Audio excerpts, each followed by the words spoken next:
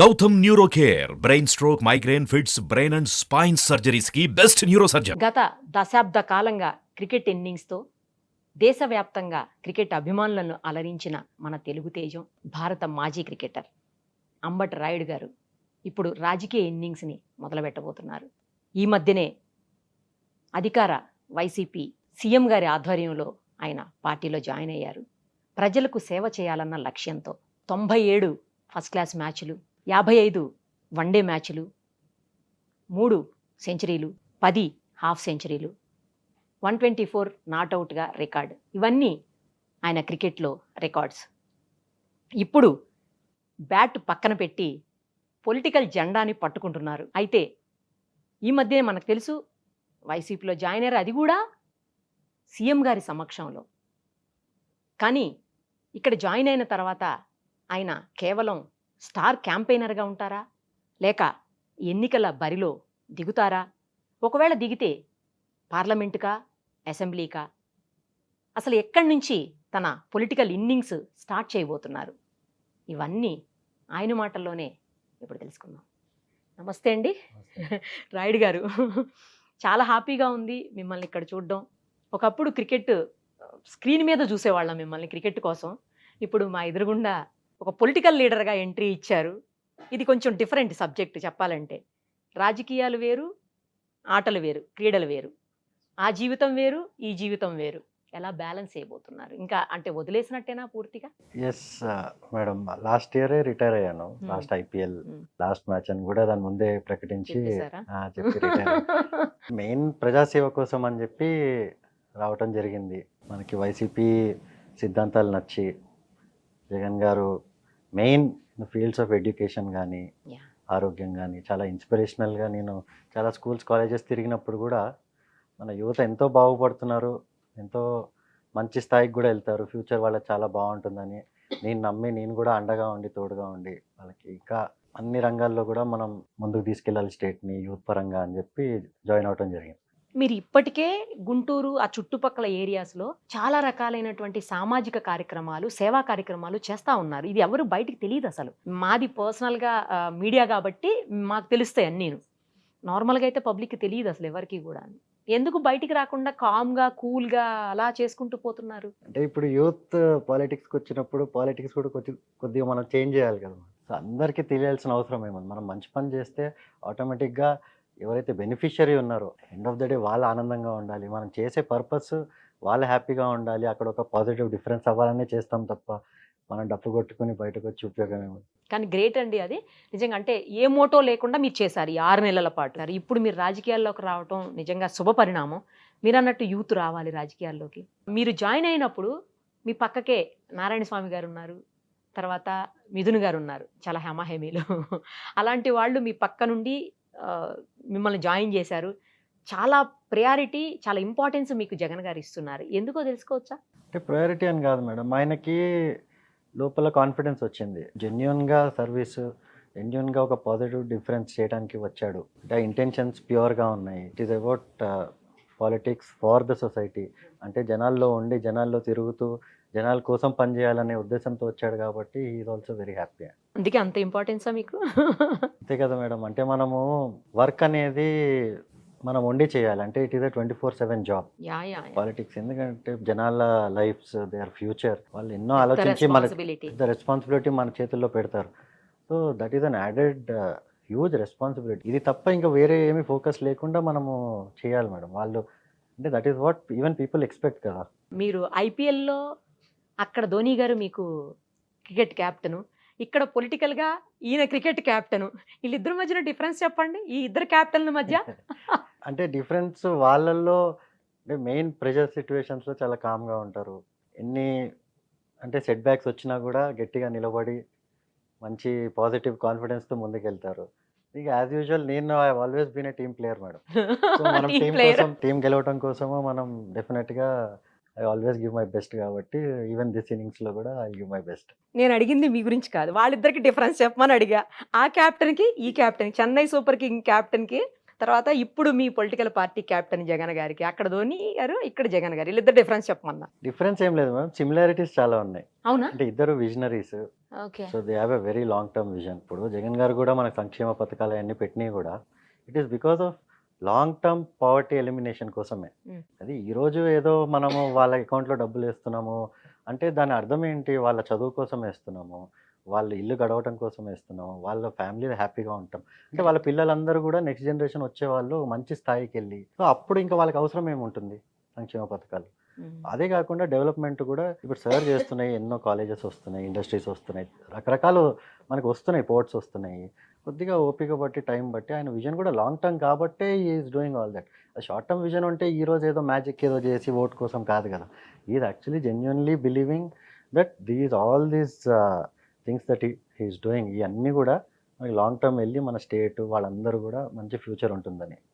Even Dhoni కూడా అట్లానే కదా madam, he has built Indian team, he has built CSK with a long term vision, ప్లేయర్స్ని తీసుకురావటం, groom చేయటము. So it's lot of similarities. Differences అంత లేవు కానీ సిమిలారిటీస్ చాలా ఉన్నాయి. సిమిలారిటీస్ ఎక్కువ ఉన్నాయి. ఏ క్యాప్టెన్ ఇష్టం ఇద్దర్లో? మేడం ఇద్దరు ఇష్టము. ఇద్దరు. సో ఇద్దరి దగ్గర నేను సోవెనియర్స్ తీసుకున్నాను. సో ఆయన దగ్గర కూడా I have taken an autograph for me. Even Jagan sir దగ్గర కూడా కండువా కప్పినట్టు ఐ హావ్ టేకెన్ అవునా? His autograph on that. So for memory. అదే so it start of a good journey, అంటే జర్నీ ఇంటూ పబ్లిక్ సర్వీస్ కాబట్టి. So is my captain, so I'll be helping him out in whatever capacity. ఇప్పుడు మీ captain గుంటూరులో మీకోసం ఎలాంటి ఫీల్డ్ని ready చేయబోతున్నారు? మీరు బ్యాట్స్మెన్ గా ఉంటారా, బౌలర్ గా ఉంటారా, లేకపోతే ఆల్రౌండర్ గా చూపించబోతున్నారు మాకు మిమ్మల్ని? సార్ నాకు తెలిసి కొన్ని రోజుల్లో he'll announce what it is. So నేను చెప్పడం బాగోదు, సార్ సరే అనౌన్స్ చేస్తారు. బట్ డెఫినెట్గా గుంటూరులో I'll be in Guntur district కోసము, గుంటూరు డిస్ట్రిక్ట్ డెవలప్మెంట్ కోసము ఐల్ బి వర్కింగ్ అండి. అంటే ఎక్కడి నుంచి పోటీ చేయబోతున్నారు అనేది క్లారిటీ లేదు. అంటే క్లారిటీ ఉంది, కాకపోతే అది సరే అనౌన్స్ చేస్తే బాగుంటుంది. Okay okay. మాకున్న ఇన్ఫో ప్రకారం మీరు గుంటూరు డిస్ట్రిక్ట్లో చేయబోతున్నారని వింటున్నాము. గుంటూరు మేబీ అన్నట్టుగా పార్లమెంట్గా, అసెంబ్లీకా, అది మీరు చెప్పాలి ఇప్పుడు. అది కూడా సరే అనౌన్స్ చేస్తే బాగుంటుంది. కాకపోతే అదే నేను చెప్పేది, మన జిల్లా వ్యాప్తంగా మన గుంటూరు జిల్లా నెంబర్ 1 జిల్లాగా చేసేది నా బాధ్యత, నెంబర్ 1 జిల్లాగా చూడాలనేది నా ఆశ. సో అది మనం అందరం కష్టపడి చేస్తే అవుతుంది. మీరు కూడా గుంటూరు వాసే కదా మేడం. అవును. మీరు అంటే టీంలో ఉన్నప్పుడు నెంబర్ 3లోనో నెంబర్ 4లోనో దిగేవాళ్ళు. ఇప్పుడు ఇంకొక 2-3 మంత్స్ ఎలక్షన్ అందనంగా ఈ క్రికెట్ ఫీల్డ్లో నుంచి సడన్గా రాజకీయ ఫీల్డ్లోకి వచ్చేసారు, పొలిటికల్ ఫీల్డ్లోకి. మరి ఇప్పుడు గ్రౌండ్ని ఎలా ప్రిపేర్ చేస్తారు? ప్రిపేర్ అని ఏం లేదు మేడం, 6 మంత్స్ నుంచి జనాలు చూస్తున్నారు, అన్ని రకాల వర్క్స్, వాళ్ళ సమస్యలు అన్నీ ప్రతి ఊరు తిరిగి మేము తెలుసుకోవటం జరిగింది, రాసుకోవటం జరిగింది.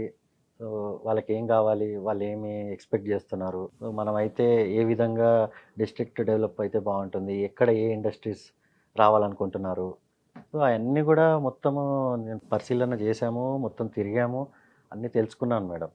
సో ఇప్పుడు ఏంటంటే వాళ్ళు మనకు ఆపర్చునిటీ ఇచ్చారంటే డెఫినెట్గా అవన్నీ కూడా ఇంప్లిమెంట్ చేస్తాను. గ్రౌండ్లో పిచ్ ఎలా ఉన్నా 6 కొట్టి తీరాల్సిందే మీరు మామూలుగా. కానీ ఇక్కడ పొలిటికల్ గ్రౌండ్లో ఎలా సక్సెస్ అవ్వబోతున్నారు? ఎందుకంటే పిచ్ తెలియదు ఇక్కడ. నా ఉద్దేశం ఏంటంటే మేడం, తెలియాల్సిన అవసరం లేదు, మనం మంచి పని చేయడానికి వచ్చాము, పబ్లిక్ కోసం సర్వీస్ చేయడానికి వచ్చాను. సో దాంట్లో పెద్దగా తెలుసుకొని ఈ రాజకీయ పరంగా ఎత్తులు పై ఎత్తులు వేయాల్సిన అవసరం లేదు. సో మెయిన్ మనం ప్రజలకి ఏం చేయొచ్చు, నేను వస్తే it is not for some post కానీ ఏదో సీట్ కాదు, మనకు మెయిన్ ఏంటంటే జనాల్లో if I'm coming, if I'm spending 24 hours or 365 days or 5 years, ఆ 5 yearsలో నేనేం చేస్తా జనాలకి, అదే ఆలోచన తప్ప మనం ఏదో, నేను ముందు కూడా కొన్ని స్పీచ్ల్లో కూడా చెప్తూ ఉంటాను, ఏదో సైరన్ వేసుకొని పోతులు కొట్టడానికి కాదు, మనం జనాలకి పని చేసుకు, వాళ్ళకి ఏం కావాలి అది మెయిన్ మేడం. అంటే మన డిస్ట్రిక్ట్కి ఏం కావాలి, మన వచ్చే జనరేషన్కి ఏం కావాలి, అవన్నీ కూడా మేము రాసుకున్నాము. అన్నీ దాని పట్ల ఒక ఇంటర్నేషనల్ స్టేడియం కావాలంటున్నారు గుంటూరులో, కంపల్సరీ ఇంటర్నేషనల్ మ్యాచ్లు ఆడాలని. ఆల్రెడీ మన దగ్గర ఉన్నాయి స్టేడియంస్, అవి కూడా కంపల్సరీ మన ఇంటర్నేషనల్ మ్యాచ్లు అయితే ఆడిపియాలి. అదే కాకుండా ఇండస్ట్రీస్ రావాలి, ఎస్పెషలీ మంగళగిరి సైడ్ అటు సైడ్ మంచి ఐటీ ఇండస్ట్రీస్ రావాలని కూడా కోరుకుంటున్నారు. అది కూడా నాకు తెలిసి ఐటీ పరిస్థితుల్లో అవుతుంది. అదే కాకుండా ఇంజనీరింగ్ ఇండస్ట్రీస్, మన ఫుడ్ ప్రాసెసింగ్ ఇండస్ట్రీస్ అన్నీ వచ్చి ఉపాధి అనేది అన్ని విధాలుగా మన డిస్ట్రిక్ట్ డెవలప్ అవ్వాలి అనేది. ఇంకా వేరే ఉన్న మెయిన్ బిజినెస్ సెంటర్స్ మనకు వచ్చేసి చుట్టుపక్కల ఉన్న బిజినెస్ సెంటర్స్ పోర్ట్లు కానీ నిజాంపట్నం కానీ బాపట్ల చీరాల ఏలూరు విజయవాడ వీటన్నిటి కూడా కనెక్టివిటీ రోడ్స్ మంచి అదేంటంటే సెంట్రల్ నుంచి మనము శాంక్షన్స్ తీసుకోవాలి మేడం ఆ హైవేస్ కానీ అవన్నీ సో అవన్నీ మనం తీసుకొచ్చి ఒక ప్రోగ్రెసివ్ బాట పట్టియాలని అంటే Guntur has to be the most smartest districts అంటే స్మార్ట్ సిటీ లాగా అవ్వాలనేది నా విజన్. ఇప్పుడు ఎలాగో ఇవి డిస్కస్ చేశాం కాబట్టి ఇంకో విషయం చెప్పండి. నేను తర్వాత అడుగుదాం అనుకున్న క్వశ్చన్ ఇది. యాక్చువల్లీ ఏంటంటే గుంటూరు లేదా గుంటూరు పరిసర ప్రాంతాలకు లేదా గుంటూరు డిస్ట్రిక్ట్కి సంబంధించి మీరు ఎలాంటి ప్రాబ్లమ్స్ని ఐడెంటిఫై చేశారు? ఎందుకంటే పూర్తి అవగాహన మీకు వచ్చి ఉండాలి. గత 6-7 నెలలుగా మీరు తిరుగుతూ ఉన్నారు గ్రౌండ్లో.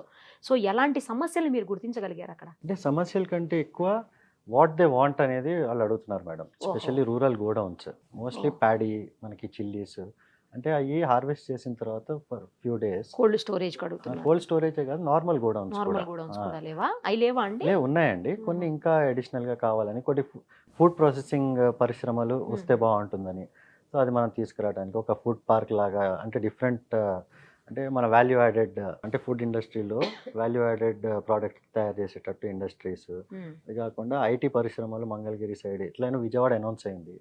సో అది మంగళగిరి వరకు వస్తే బాగుంటుందని అంటే ఐటీ పరిశ్రమలు కూడా అంటే మన స్టేట్ బయటకు వెళ్ళకుండా అక్కడే ఉండేటట్టు కూడా అది కాకుండా తెనాలి సైడ్ అటు సైడ్ మాట్లాడినప్పుడు కొద్దిగా ఐఐటీలు కానీ మంచి ఇన్స్టిట్యూట్ వస్తే సెంట్రల్ ఇన్స్టిట్యూట్ ఏమైనా వస్తే ఇంకా బాగుంటుందని సో ఎడ్యుకేషన్ పరంగా కూడా గుంటూరు చాలా ఉంటుంది కదండి. సో ఆ విధంగా కూడా అందరికీ అవి ఉన్నాయి. కానీ మిగతా కొద్దిగా చిన్న చిన్న సమస్యలు ఏదైతే ఉన్నాయో అవన్నీ కూడా చేసుకుంటూ ముందుకెళ్తాం. అంత పెద్ద సమస్యలు బాధపడి అంటూ ఏమి లేవు ఆనెస్ట్గా చెప్పాలంటే. చిన్న చిన్నవి ఉన్నాయి. ప్రతి ఊరికి ఒక డిఫరెంట్ సమస్య ఉంది. అట్లా ఇది పర్టికులర్గా అందరికీ కలిపి ఒక సమస్య అనేది మేమైతే గుర్తించలేదు మేడం.